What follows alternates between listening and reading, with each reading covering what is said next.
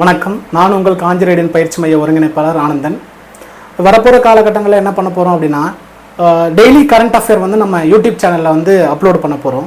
அதில் என்ன விதத்தில் அப்லோட் பண்ண போகிறோன்னா, முக்கியமான தலைப்புகள், அதாவது தினமணி பேப்பரை பின்பற்றுறோம். தினமணி பேப்பரில் எந்த பேஜ்லேருந்து என்ன தலைப்பு வந்து செய்தித்தாளில் வந்து ரொம்ப முக்கியமாக பார்க்கப்படுது அப்படின்றத சொல்லிட்டு ஒவ்வொரு தலைப்பும் உங்களுக்கு வந்து இன் டீட்டெயிலாக அப்லோட் பண்ணிவிடுவோம்.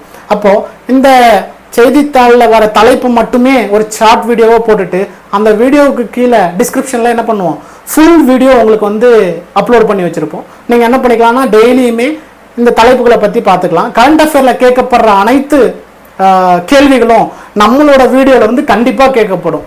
ஏன்னா கடந்த முறை தேர்வு எழுதின மாணவர்கள் எல்லாமே சொன்னது என்னன்னா, நம்ம கொடுத்த நோட்ஸ்ல இருந்து, நம்ம காஞ்சி ரேடியன் ஐஏஎஸ் அகாடமியில் கொடுத்த நோட்ஸ்ல இருந்து எல்லா கேள்வியுமே கேட்கப்பட்டுச்சு. இப்போ இந்த தலைப்புகள் நான் உங்களுக்கு வந்து தினமும் ஒவ்வொரு தலைப்பும் முக்கியமான தலைப்பு நடத்தி அதை இன் டீட்டெயிலாக வந்து அப்லோட் பண்ணிடுவேன். அதை பரீட்சை முடிஞ்சதுக்கு அப்புறம் கண்டிப்பாக நம்ம சொன்ன தலைப்புல இருந்து தான் எல்லா கேள்விகளையும் கேட்கப்பட்டிருக்கும். அது மட்டும் இல்லாமல் நம்மளோட நோக்கம் என்னன்னா, 100 வீடியோ ஜிகேல 100 வீடியோ 100 கேள்விகள் அப்படின்றதுல ரொம்ப ஆணித்தரமாக இருக்கும். அதுக்கான முயற்சிகளை தான் நம்ம காஞ்சி ரேடியன் ஐஏஎஸ் அகாடமி எடுத்துட்டு இருக்கு.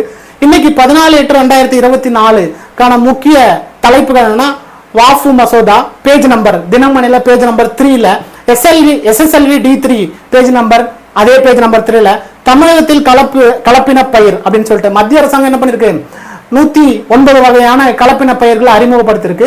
அது தமிழ்நாட்டுக்கு எது உகந்தது அப்படின்றதையும் என்ன பண்ணிருக்காங்க, பரிந்துரைச்சிருக்காங்க.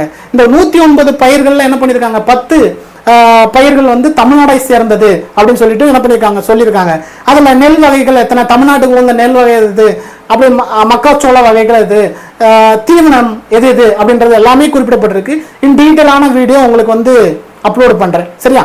முல்லை பெரியாறு அணை, கேரளாவுக்கும் நமக்கும் என்ன பண்ண தண்ணீர் பங்கீட்டுல முல்லை பெரியாறு அணை இருக்கு. முல்லை பெரியாறு அணையோட வயது ரொம்ப அதிகமாயிடுச்சு, ரொம்ப நாள் ஆயிடுச்சு. அப்படின்றதுனால முல்லை பெரியாறு அணை மேல இருக்க அணையை இடிச்சுட்டு என்ன பண்ணணும், புதுசா ஒன்று கட்டணும் அப்படின்ற மாதிரி கருத்துக்களை முன் வச்சுட்டு இருக்காங்க. அதனாலதான் இது பேஜ் நம்பர் 9ல வந்திருக்கு தினமணி பேப்பர்ல. மனித உரிமை ஆணையம் அப்படின்னு சொல்லிட்டு பேஜ் நம்பர் 9. தரங் சக்தி பேஜ் நம்பர் 12. தரங் சக்தி கோயம்புத்தூர்ல என்ன பண்ணியிருக்காங்க, விமானப்படை போர் பயிற்சி நடந்திருக்கு. இந்தியா மற்றும் 4 நாடுகள், அதாவது ஜெர்மனி, ஸ்பெயின் போன்ற நாடுகளில் இந்த ஒத்திகை நடந்திருக்கு. எல்லா நாடுமே கோயம்புத்தூர்ல 5 நாள் போர் பயிற்சி நடத்திருக்காங்க. அது அண்ட் தென் ஒதுக்கீடு, அதான் ரிசர்வேஷன், அதை பத்தி பேஜ் நம்பர் 12 வந்திருக்கு. இதுதான் 14க்கான முக்கியமான தலைப்பு. தேங்க்யூ. நம்ம காஞ்சி ரேடியன் ஐஏஎஸ் அகாடமியில என்ன பண்ண போறோம் அப்படின்னா, ஒவ்வொரு பாடத்துல இருந்து ஒவ்வொரு தலைப்புகளும் என்ன பண்ண போறோம், தெள்ள தெளிவா மாணவர்களுக்கு புரியும் விதமா நம்ம என்ன பண்ண போறோம்னா வீடியோஸ் அப்லோட் பண்ண போறோம். அந்த வீடியோஸ் தினசரி உங்களுக்கு வந்து சேரணும் அப்படின்னா காஞ்சி ரேடியன் ஐஏஎஸ் அகாடமி அப்படின்ற யூடியூப் சேனலை சப்ஸ்கிரைப் பண்ணுங்க, லைக் பண்ணுங்க, ஷேர் பண்ணுங்க, கமெண்ட் பண்ணுங்க. தேங்க்யூ.